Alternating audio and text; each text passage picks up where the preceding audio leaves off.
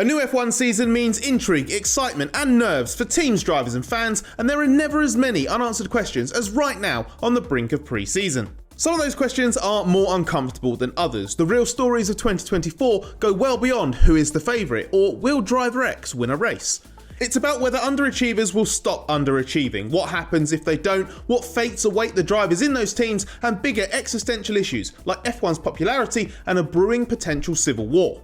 We've picked out what we think are the most awkward questions that the 2024 F1 season could present, so let us know in the comments what you think about each scenario or if there are any that we've missed. Mercedes heads into the season off the back of 2 chastening years, even though it finished second in the Constructors' Championship in 2023. It's hoping that significant changes with the W15 will mean it will be on the right track with its car concept at the start of the season for the first time in this rule set. Mercedes aims to eliminate key architectural limitations that held back how far it could go last year. It was limited by big ticket items such as the monocoque and gearbox design that couldn't be changed in season. There are apparently some encouraging signs in the development of its very different 2024 car, with technical director James Allison hoping that some of the car's more spiteful characteristics have been made a bit more friendly. On top of that, Mercedes has been chipping away at the usual task list, adding a bit more downforce, reducing a bit of weight, maximising the engine output. Is all that going to be enough? Allison admits Mercedes can't be sure. Provided the W15's performance correlates with the various simulation tools used to design and develop it, Mercedes should be on the right path, but the word should is doing a lot of heavy lifting there. If it doesn't work, then what next? There'll be pressure and scrutiny on the likes of Allison and team boss Toto Wolff, who have just signed new long-term deals. They are committed to making Mercedes a winner again, but if that doesn't happen this year, will it happen at all in this era of F1 rules? And will Lewis Hamilton stick around to find out? Contrary to Mercedes, Ferrari has shown it's far from reluctant to make changes if the results aren't coming, and that's a sword that routinely dangles above the heads of its senior staff. On paper, Ferrari took a step backwards in 2023 under Fred Vasseur versus 2022, with fewer poles, podiums, wins and points, as well as dropping a place in the Constructors' Championship.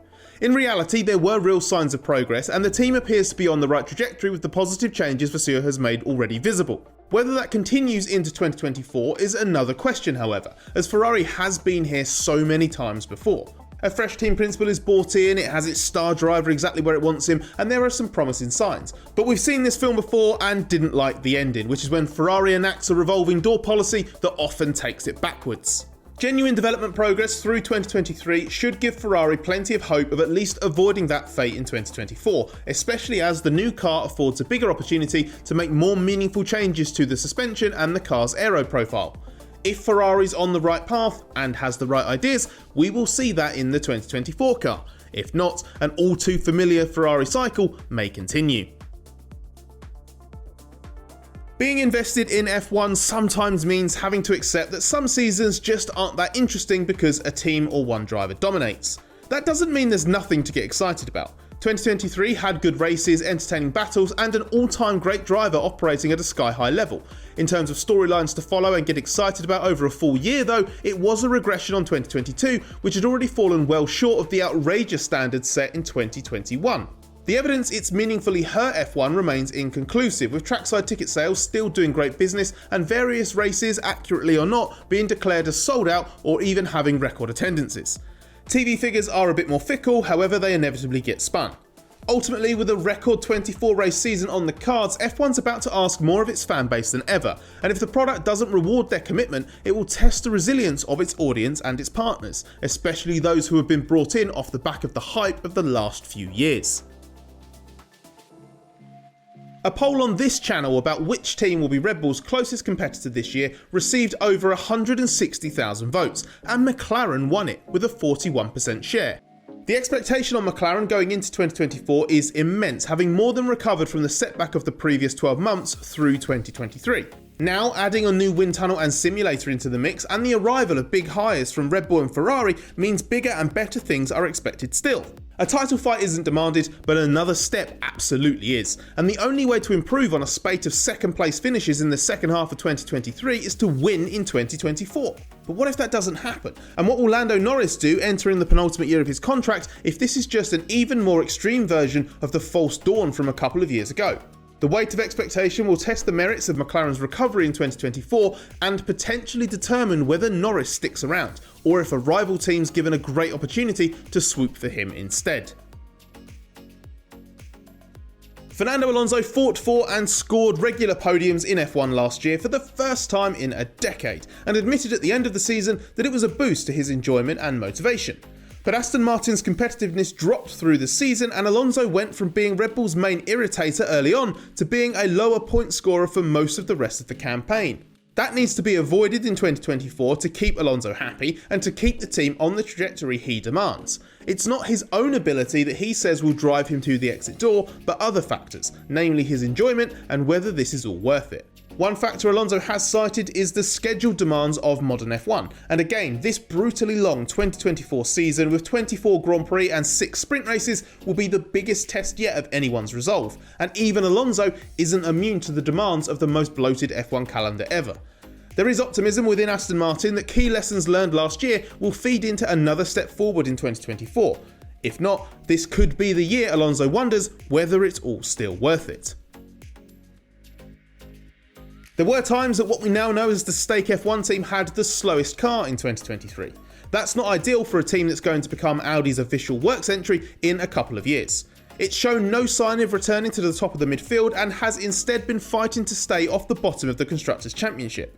Improvements were made in the speed and effectiveness of the team's development, but nothing like that of AlphaTauri, for example. And if Stake continues to be on the wrong side of the tighter than ever field spread in 2024, then Audi might start to worry. Behind the scenes investment and its gradual takeover of the team are the most important factors in preparing for 2026, but sooner or later this really needs to manifest itself in on-track improvements. And it's not just the pace of the car, but also operational issues that continue to hold this team back.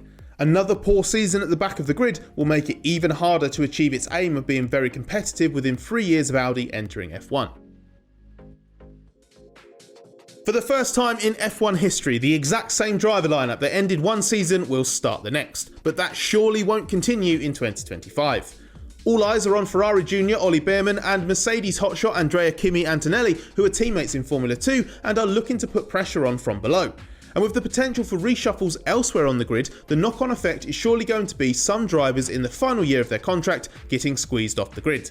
Kevin Magnussen will be feeling the heat, having had a highly challenging 2023 in which Nico Hülkenberg usurped him as the Haas spearhead, especially as Bearman impressed the team during his 2 free practice outings.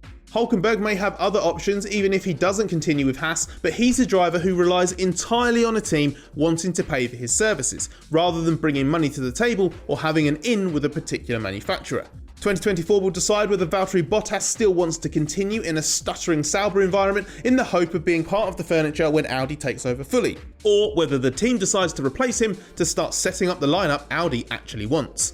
His teammate Zhou Guanyu is in a more precarious position. Without a significant improvement this year, he'll face a tough time justifying earning a 4th season in F1. We can probably include Lance Stroll in this group too, although the decision to end his career comes down to either him not wanting to do this anymore or his place in the team his father runs suddenly becoming less secure. And after an unconvincing rookie season in which he didn't secure his seat for a second year until very late in the day, Logan Sargent has a lot to do to show Williams or anyone else in F1 that he's worth backing longer term.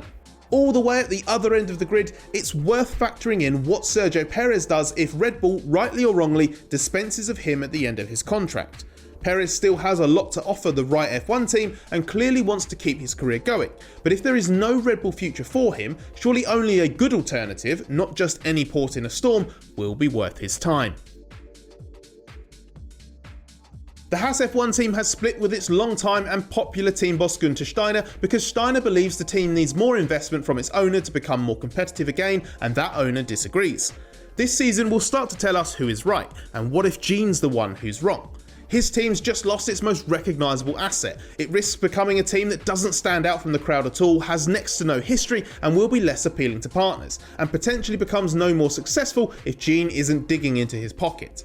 If the team keeps underachieving and Haas still has no interest in investing further, will he sell, or will we find out that he's actually quite happy keeping things ticking over just because he can? It has massive implications for the team and for F1. A committed Haas with investment is an asset, and so is selling the entry to an interesting new participant like Andretti with a works General Motors engine in the future. But a team just existing to hoover up prize money with no ambition or realistic path to do any better will give F1 a big headache and no obvious way of resolving it.